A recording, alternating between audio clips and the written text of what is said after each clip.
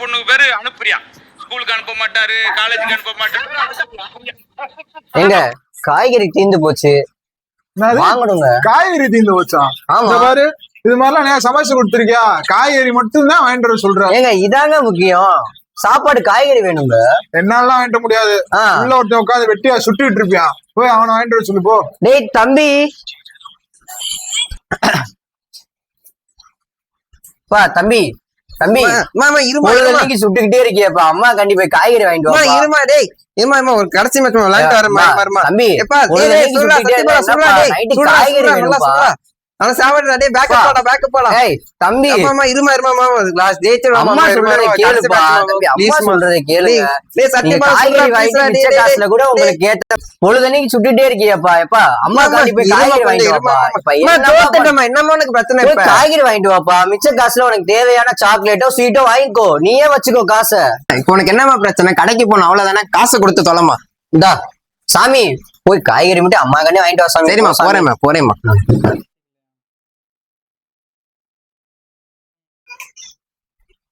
அண்ணாச்சி இந்தாங்க, இந்த சீட்ல இருக்க காய்கறி எல்லாம் கொஞ்சம் போட்டு தாங்க. சரிப்பா, இருப்பா, போட்டு தரேன்.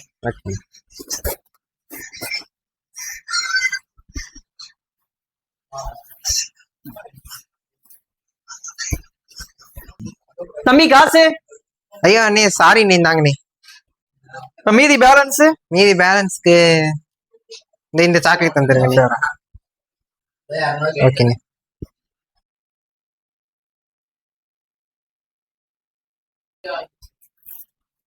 இந்தாம்மா, நீ சொன்னதெல்லாம் வாங்கிட்டு வந்துட்டேன்மா. என் தங்கம். அப்புறம் மிச்ச காசுங்க? நீங்க தானே சொன்னீங்க மிச்ச காசுக்கு சாக்லேட் வாங்கிக்கோன்னு. மிச்ச காசுக்கு 1-2 சாக்லேட் தானே வாங்கி சாப்பிட சொன்னேன். ஆமா, நீ போமா. என்ன செய்ய, அப்பன மாதிரி புத்தி இருக்கு. The next day. காசு கொடுமா, கடைக்கு போனோம்.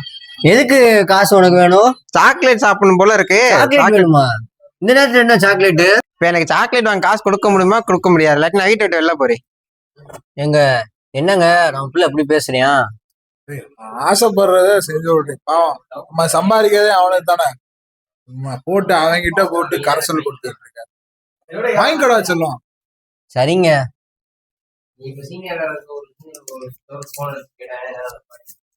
இந்தா செல்லும், சாக்லேட் வாங்கி சாப்பிடு. வரேம்மா.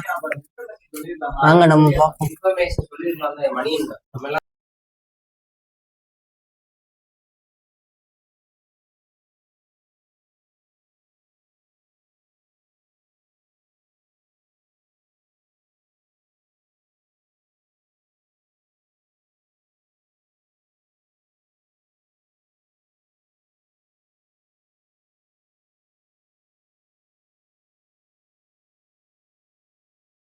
டேய் சூர்யா, வெளியே வாடா, விளையாட போலாம். சூர்யா வாடா. டேய் நான் வரலடா, நான் ஃப்ரீ ஃபயர் விளையாண்டு இருக்கேன். இப்ப நீங்க போய் விளையாடுங்க. டேய் தம்பி, உன் ஃப்ரெண்ட்ஸ் விளையாட கூப்பிட்டு இருக்காங்க, போலையா? அப்ப நான் கேம் விளையாண்டு இருக்கேன். இப்ப அவங்க கேம் விளையாடுறியா? சரி விளையாடு. சூர்யா விளையாட அனுப்புங்க. அது சூர்யா விளையாடமா? என்ன வெயில் அடிக்குது, இந்த வெயில்ல அவனை விளையாட கூப்பிடுறீங்களே, இப்ப உங்களுக்கு அறிவு இல்லையா? இந்த வெயில விளையாட வந்து நம்ம ஏமா என்னை மாதிரி கருப்பாறதுக்கா? போய் வேலை வெட்டி இருந்தா பாருங்கப்பா. அதெல்லாம் விளையாட வர மாட்டியா? கிளம்புங்க. கேம் விளையாண்டுட்டே சாப்பிடுப்பா.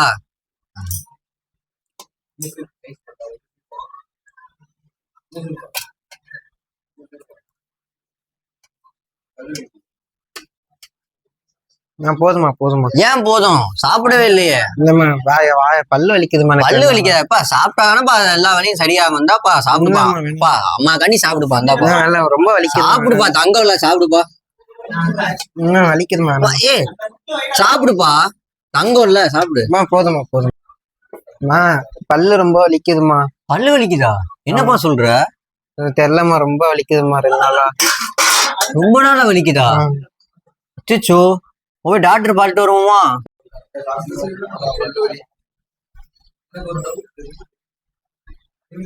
Five minutes later. உட்காரு. பையனுக்கு என்ன பிரச்சனைமா? ஓயாம பல்லு வலிக்குன்னு சொல்லிட்டே இருக்கு டாக்டர். எங்க என்னன்னு பாக்கணும். எந்த சைடு பல்லு வலிக்கு? சரி, ஓகே. சரிப்பா சொல்ல.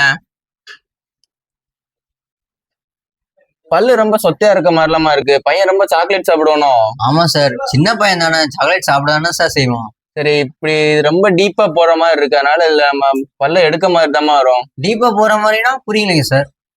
கேவிட்டி ரொம்ப உள்ள ரூட் வரைக்கும் போயிருக்குமா, அதனால பல்ல எடுக்கணுமா? அச்சச்சோ, என்ன டாக்டர் சொல்றீங்க? ஆமாமா, உள்ள சிவியரா வேற இருக்குமா.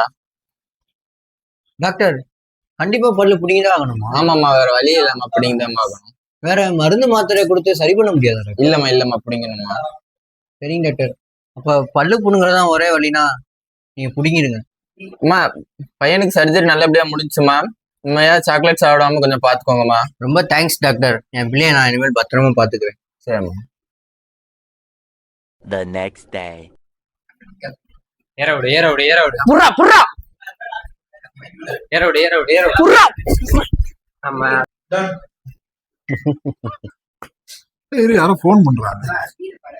ஹலோ, சொல்லுங்க. என்ன சொல்றீங்க? இருங்க, நான் கிளம்பி வர உடனே இருங்க. என்னங்க ஆச்சு? என்னங்க ஆச்சு? மகனுக்கு உடம்பு இல்லையாண்டி, ஆஸ்பத்திரி சேர்த்திருக்காங்க எல்லாம். மகனுக்கு உடம்பு என்னத்த கொடுத்து தொலைச்சவன்? என்னங்க, நான் எதுவுமே கொடுக்கலங்க, சாதாரண. சீக்கிரம் வாடி, என்ன பண்ணிட்டு இருக்க? அந்த வரேங்க.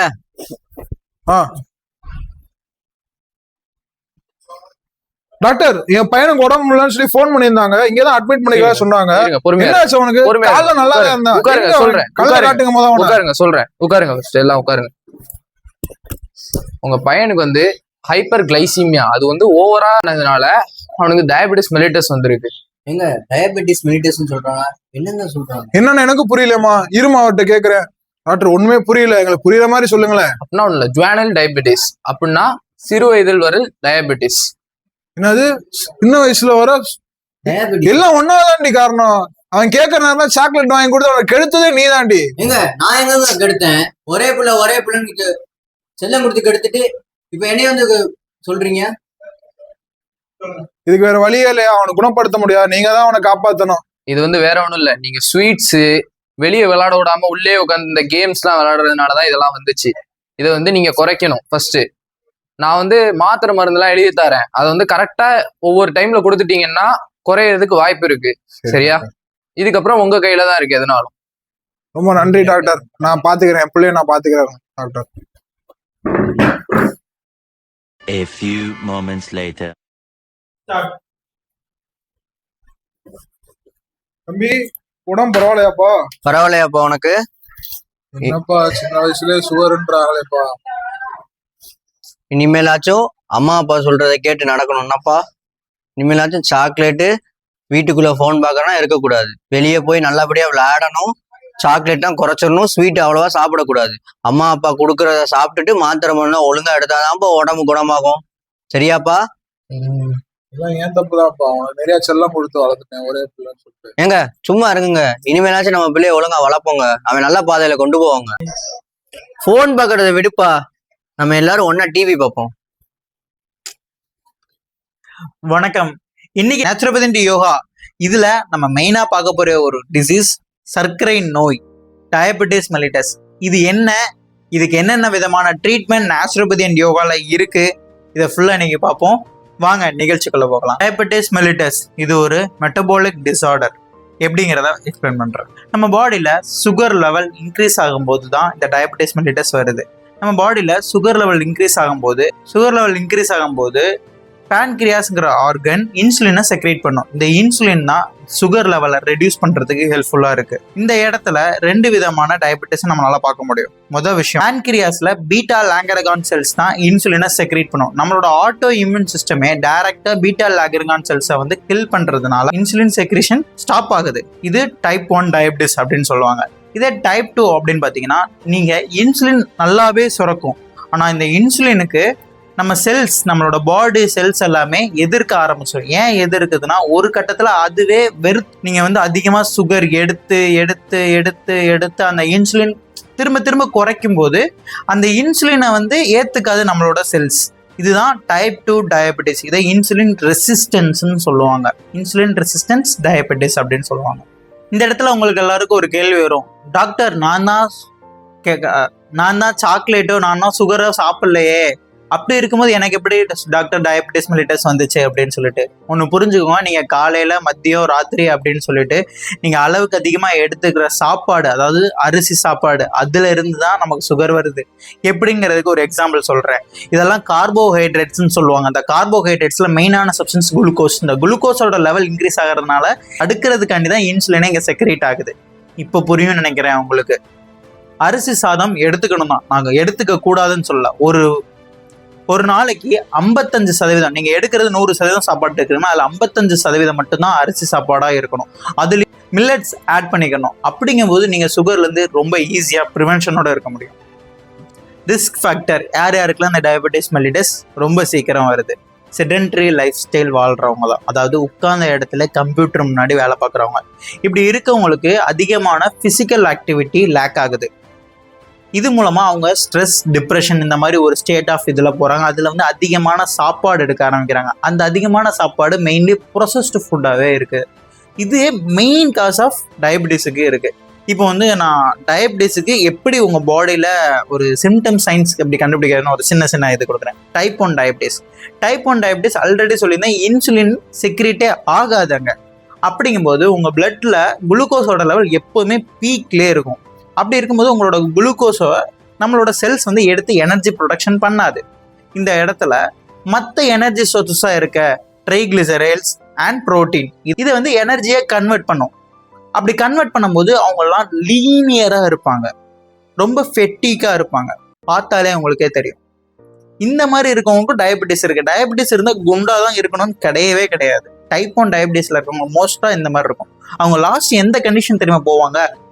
கீட்டோன் பாடி ப்ரொடக்ஷன் ஆகி கீட்டோ அசிடோசிஸ் அண்ட் மெண்டல் ரிகார்டேஷன் வரைக்கும் போகும். இது டைப் 2 டயபெட்டிஸ் மெலிட்டஸ். இது இன்சுலின் ரெசிஸ்டன்ட் அப்படிங்கிறத முன்னாடியே நான் சொல்லியிருந்தேன். இன்சுலின் ரெசிஸ்டன்ட் என்னன்னா, அதிகமாக ஆல்ரெடி இன்சுலின் சுரந்து நம்ம செல்ஸ்ல இன்சுலின் அதிகமாயிரும்.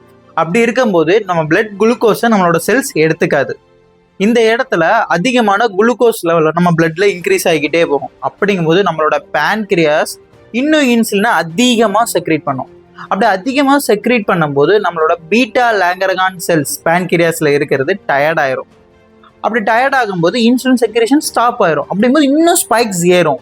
குளுக்கோஸோட லெவல் இன்னும் ரைஸ் ஆகிக்கிட்டே போகும். அப்படி இன்னும் ரைஸ் ஆகிக்கிட்டே போகும்போது அவங்களுக்கு வர்ற சிம்டம்ஸ் என்னன்னு பார்த்தோன்னா, ஃப்ரீக்வென்ட் யூரினேஷன் இருக்கும், டர்ஸ்ட் அதிகமாக இருக்கும், ரொம்ப ஃபெட்டிக்காக இருப்பாங்க. அடுத்து both heart problem and CNS problem வரும். இது மூலமாக கிட்னியில் டேமேஜஸ் வரும். முன்னாடியே சொல்லியிருந்தேன் இது செடென்டரி லைஃப் ஸ்டைல்னால வருது அப்படின்னு சொல்லிட்டு. அப்படின்னா இதை ஒன்று புரிஞ்சுக்கோங்க, லைஃப் ஸ்டைல் அப்படிங்கிற ஒரு வார்த்தை லைஃப் ஸ்டைல் டிசார்டர்ஸில் ஒன்று. இதை க்யூர் பண்ணுறதுக்கு என்ன பண்ணலாம்? க்யூர்னா குணப்படுத்துறது, நாட் சப்ரஸ். ஓகேவா? இந்த இடத்துல நேச்சுரோபதி அண்ட் யோகா பெரிய ஒரு வகை இருக்குது. அதில் நான் என்னென்ன பண்ணலாம் அப்படிங்கிறத சிம்பிளாக ஒன்று சொல்கிறேன். முதல்ல லைஃப் ஸ்டைல், நம்ம எப்படி நடக்கிறோம் வைக்கிறோம் அதுதான். அதில் மெயினாக புரிஞ்சுக்கோங்க, டெய்லி குறைஞ்சது ஒரு 1 மணி நேரத்துலேருந்து 1.5 மணி நேரம் எக்ஸசைஸ் பண்ணுறத ரெகுலராக வச்சுக்கோங்க. ஓகேவா? என்ன இருந்தாலும் அதை விடாதீங்க. கொஞ்சம் ஒரு 1/2 மணி நேரம் மட்டும் ஒரு வாக், பிரிஸ்கான வாக், பேசிக்கிட்டே, யாரு கூட பேசிக்கிட்டே இல்லை சும்மா பாட்டு கேட்டுட்டே நடங்க. ஒரு 1/2 மணி நேரம் நடங்க, தப்பே கிடையாது. நடக்கிறதுனால உங்களுக்கு என்ன வரப்போகுது? ஒரு பிரச்சனை கிடையாது. நடக்கிறதுனால ஆனால் பாடியில் என்ன நடக்குது தெரியுமா? உங்களோட சுகர் லெவல் ஆட்டோமேட்டிக்காக ரெடியூஸ் ஆகும். நெக்ஸ்ட் சாப்பாடு.